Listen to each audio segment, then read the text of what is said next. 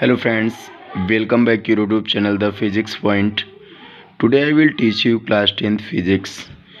Guys आपके science में topic physics में आज हम आपको सिखाएंगे क्या nature of image form by a concave mirror, मतलब अवतल दर्पण की सहायता से कैसे आप इमेज बनाएंगे। इस चीज़ की टॉपिक पर डिस्कशन किया जाएगा।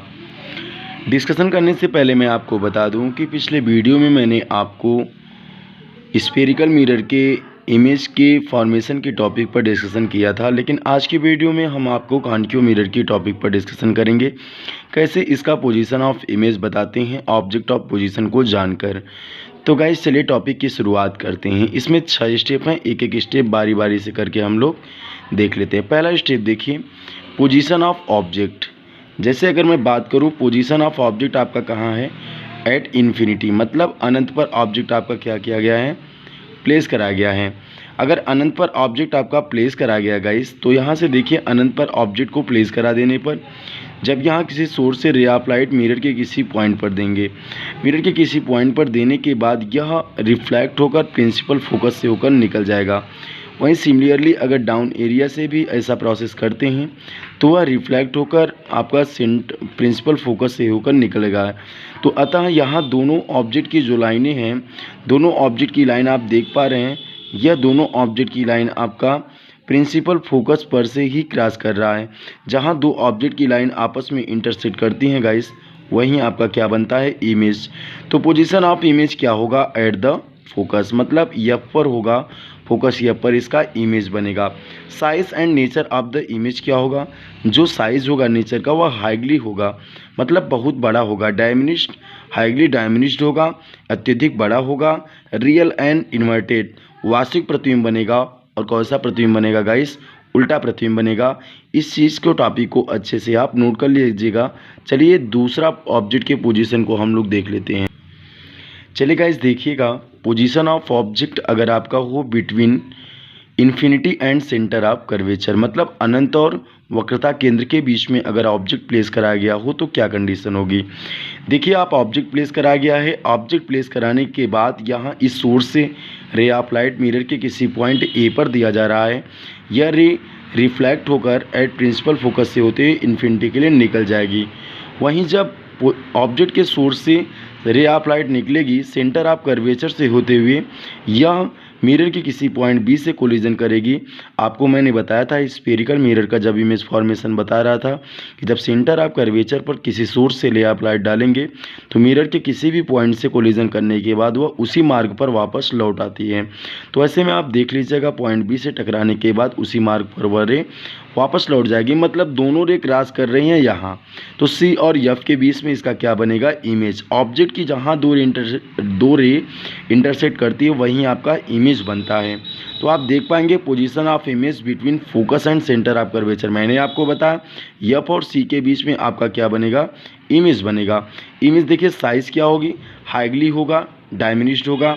And nature of the image क्या होगा, रियल एंड इन्वर्टेड होगा। क्या होगा, रियल एंड इन्वर्टेड होगा। तो जल्दी से यह भी टॉपिक आप लोग अच्छे से नोट कर लीजिएगा। दूसरी टॉपिक भी आपकी कंप्लीट हुई। आइएगा इस थर्ड टॉपिक की तरफ हम लोग चलते हैं। थर्ड स्टेप में क्या है कि आपकी ऑब्जेक्ट का पोजीशन क्या है, eight the centre of curvature, मतलब ऑब्जेक्ट प्लेस कराया जाएगा कि सेंटर ऑफ कर्वेचर पर। आप देख पाइए डायग्राम में ऑब्जेक्ट प्लेस करा गया सेंटर ऑफ कर्वेचर पर। जब ऑब्जेक्ट के सोर्स से रे ऑफ लाइट मिरर के किसी पॉइंट पर दिया जाएगा, देने के बाद यह प्रिंसिपल फोकस से होकर निकल जाएगा। वहीं दूसरी जब सोर्स ऑफ लाइट मिरर के किसी पॉइंट पर दिया जाएगा, यह कोलिजन करके यहाँ तक चलाएगा। ओके, तो दोनों रे कोलिजन कर रही है आपका एट फोकस पर। तो पोजीशन ऑफ द जो इमेज बनेगा वह क्या होगा जानते हैं, दोनों कोलिजन कर रहे हैं आपके सेंटर ऑफ कर्वेचर पर। तो सेंटर ऑफ कर्वेचर पर कोलिजन करने के बाद जो पोजीशन ऑफ इमेज होगा at the centre of the curvature, nature क्या होगी, and size of the image. Nature होगा same size of that object, जैसे आपका ऑब्जेक्ट है वैसे आपका क्या है, इमेज है। देख पा रहे हैं दोनों रे आकर कोलिजन कर रही हैं। और आपका रियल एंड इन्वर्टेड कैसा बनेगा, रियल एंड इन्वर्टेड आपका इमेज बनेगा। तो गाइस तीसरी भी टॉपिक आप नोट कर लीजिएगा। आइए अगली टॉपिक की तरफ हम लोग बढ़ते हैं। चलिए ध्यान से देखिएगा कि पोजीशन ऑफ ऑब्जेक्ट आपका क्या है between centre of curvature and principal axis. चौथा स्टेप है आपका, अगर सेंटर ऑफ कर्वेचर और प्रिंसिपल फोकस के बीच में आपका ऑब्जेक्ट प्लेस कराया जाए। डायग्राम देखिएगा, प्रिंसिपल फोकस, यहाँ से प्रिंसिपल फोकस और सेंटर ऑफ कर्वेचर के बीच में ऑब्जेक्ट प्लेस करा गया है। इस सोर्स से रे ऑफ लाइट देंगे मिरर के पॉइंट ए पर, यहाँ से कोलिजन करने के बाद प्रिंसिपल फोकस से यह होकर रेन निकल जाएगी। वहीं दूसरी ऑब्जेक्ट के सोर्स से जब रे ऑफ लाइट मिरर के किसी पॉइंट बी पर देंगे, टकराने के बाद सेंटर ऑफ कर्वेचर से होते हुए इस प्रिंसिपल एक्सिस की प्रिंसिपल फोकस की लाइन को क्रॉस करेगी। तो जहाँ दोनों रे आपस में इंटरसेक्ट कर रहे हैं वहीं आपका इमेज बनेगा। तो इमेज कैसा बनेगा गाइस, केयर करिएगा। पोजीशन ऑफ द इमेज आपका बियॉन्ड सी होगा, मतलब सी के पीछे आपका इमेज बन रहा है, प्रतिबिंब बन रहा है। कैसा होगा, size and nature of the image enlarge होगा, अत्यधिक लंबा होगा। रियल एंड इन्वर्टेड, इसका इमेज क्या बनेगा गाइस जानते हैं, रियल एंड इन्वर्टेड। तो ये भी वीडियो, ये भी टॉपिक आप अच्छे से नोट कर लीजिएगा। चलिए आइए अगले स्टेप की तरफ बढ़ते हैं। गाइस देखिएगा, position of object at principal focus. यहाँ से देखिए डायग्राम में प्रिंसिपल फोकस पे मैंने ऑब्जेक्ट को प्लेस कराया। यहाँ से या मिरर के किसी पॉइंट ए पर सोर्स से लाइट दिया जाएगा, जो कोलिजन करने के बाद प्रिंसिपल फोकस से होते हुए इन्फिनिटी के लिए निकल जाएगी। वहीं दूसरी सोर्स से जब पॉइंट बी के लिए रे ऑफ लाइट में भेजूंगा, कोलिजन करने के बाद वह रे रिफ्लेक्ट होकर सेंटर ऑफ कर्वेचर से होकर क्या होगी, इन्फिनिटी के लिए चली जाएगी।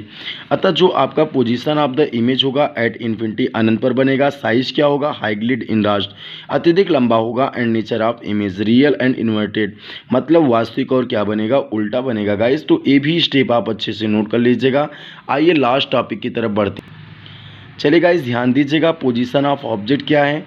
जब पोजीशन ऑफ ऑब्जेक्ट आपका क्या है, between principal focus and pole, p और एफ के बीच में जब ऑब्जेक्ट प्लेस कराया जाए, यहाँ आप देख पा रहे हैं पी और एफ के बीच में आपका ऑब्जेक्ट प्लेस कराया गया है। इस सोर्स से रे ऑफ लाइट देने के बाद यहाँ से यह एट प्रिंसिपल फोकस से होकर जाएगा। थोड़ा बहुत पार्ट इसका जो होगा इमेज का वो बियॉन्ड बनेगा मिरर के। वहीं आप दूसरी रे सेंटर ऑफ कर्वेचर से भी यही प्रोसेस रहेगा, जो इन्फिनिटी के लिए चले जाएगी, लेकिन दोनों रे जाके इसके बियॉन्ड इंटरसेक्ट कर रही हैं। अतः इमेज आपका बन रहा है क्या, बियॉन्ड द मिरर। दर्पण के पीछे आपका इमेज बनेगा। और नेचर क्या होगा, साइज क्या होगा इमेज का, नेचर होगा इनलार्ज, अत्यधिक बड़ा होगा। एंड नेचर ऑफ इमेज क्या होगा, वर्चुअल, क्या बनेगा यहाँ गाइस ध्यान दीजिएगा, वर्चुअल इमेज बनेगा। और क्या बनेगा, इरेक्ट बनेगा, सीधा बनेगा और आपका आभासी। तो गाइस आज के इस वीडियो में सिर्फ इतना ही। अगर टॉपिक पसंद आया हो तो चैनल को सब्सक्राइब कर लीजिएगा। कोई भी डाउट होने पर आप कमेंट बॉक्स में ज़रूर बताएं। Okay, stay home, be safe, take care, best of luck.